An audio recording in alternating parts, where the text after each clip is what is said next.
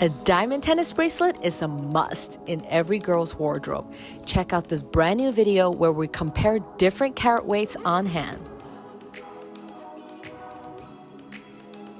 Hi everyone, welcome back to my channel. This is Bonnie with bybonniejewelry, where I talk about all things diamonds. Okay, in today's episode, it's gonna be a little bit different than usual. I do a lot of rings on my channel, but today I'm actually gonna be focusing on diamond bracelet, especially tennis bracelets. This is definitely one of those items that every girl has to have one at least in their wardrobe, right? So I'm gonna be comparing different sizes. We have the petite, the medium, the large size. What? Of course, there's no real ending to being large, but I'll show, we're gonna be showing a 3.5 carat, 5 carat, and 9 carats, okay? So make sure you like my video, subscribe to my channel, and don't forget to follow me on social media, Instagram at bybonniejewelry. So let's get started. First up, we have our petite here, which it's 3.5 carat total. So if you're wondering about like the actual millimeter of the bracelet, this is 2.4 millimeter, this is 3.2 millimeter, and this is 3.7 millimeter, okay? So just to give you some more information besides the carat weight, because sometimes depending on the inches and the size of your wrist, the total carat weight could be different. So most bracelets you see on the market are going to be standard 7-inch. So I have a lot of clients that are more petite. So generally, if you're like my size, I like to go with about a 1/4 inch smaller than the 7-inch. I'm going to put the first one on. Okay, so this is, like I said, the standard 7-inch, right? So for my size, it's a little bit, I can still wear it, but it like goes all the way till here. So tennis bracelets are not supposed to be super tight because you do want to have some movement. Of course, it's a personal preference as well. I like to wear, you know, chunky gold in general, and I don't really take those two set off.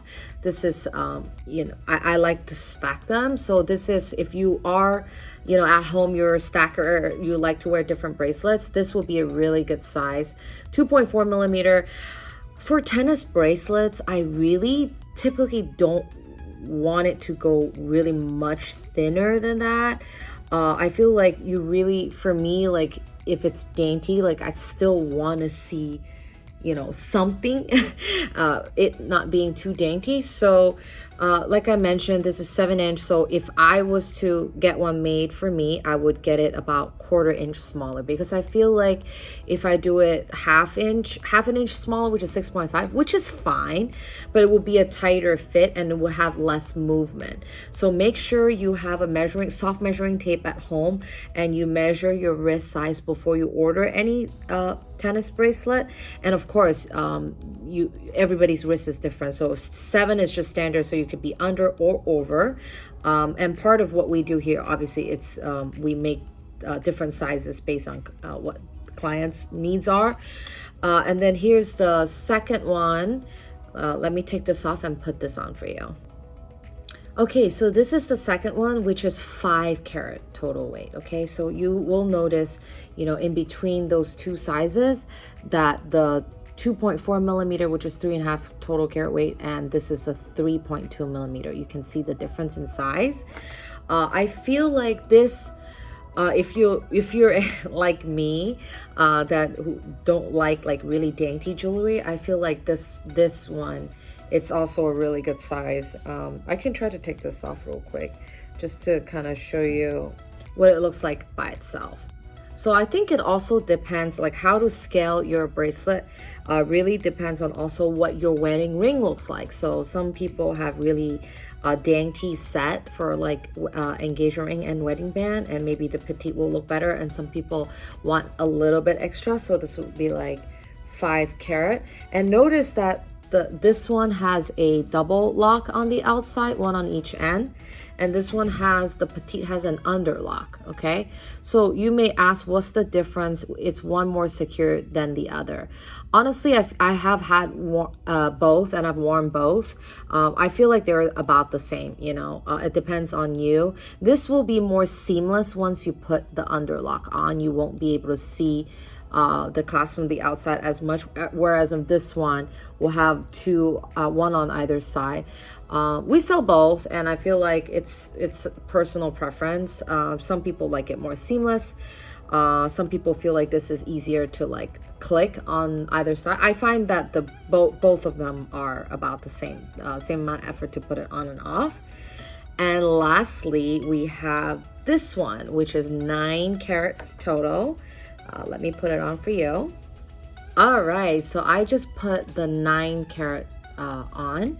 This is definitely, you know, for more formal events, or you know, if you're not as flashy. I always say I'm so flashy. It's not as flashy as me. This will be beautiful for, you know, dinner party, weddings, you know, the special occasion piece. I've made 20 carat version of this bracelet, so I'm not gonna say anything. But I think that, again, depending on your wrist size, this isn't yellow gold, so if you are, you know, more into gold, this might look better in your wardrobe. But in general, people don't really have a ton of preference in bracelet, because when you look at it from the top, it's really kind of hard to see the metal. I feel like white gold will give you that kind of like extra push of it's standing out a little bit more than yellow. That would be my kind of opinion between two metal. Either way, they look good. All right, so a couple pointers when you're buying a tennis bracelet or thinking about buying a tennis bracelet. First of all, the setting, it's really important. I say this in every single one of my video.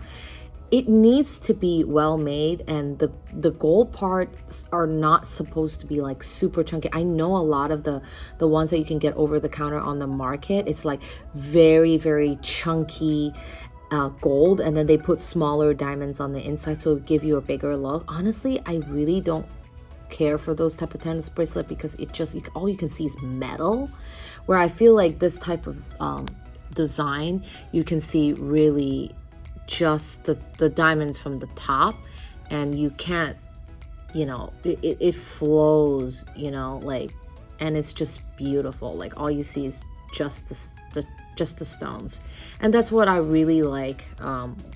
That's part of our workmanship, is making sure that everything is seamless, and I feel like we do that with rings, you know, earrings, necklaces.